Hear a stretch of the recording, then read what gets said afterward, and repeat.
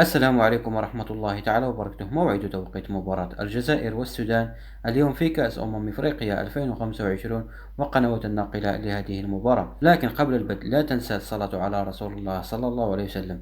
يتواجد الجزائر والسودان في المجموعة الخامسة من كأس إفريقيا 2025 إلى جانب كل من غينيا الاستوائية وبوركينا فاسو، وسيحتضن ملعب مولاي الحسن لقاء الجزائر والسودان في الجولة الأولى من دور المجموعات كأس إفريقيا 2025 اليوم الأربعاء 24 ديسمبر 2025 في حدود الساعة 4 مساء بتوقيت المغرب وتونس والجزائر، والساعة 5 مساء بتوقيت مصر والسودان، 6 مساء بتوقيت السعودية والعراق، 7 مساء بتوقيت الإمارات إن شاء الله. وسيتم نقل هذه المباراة على قناة الجزائرية الأولى وعلى قناة بي إن سبورت ماكس واحد بتعليق حسن العيدروس إن شاء الله.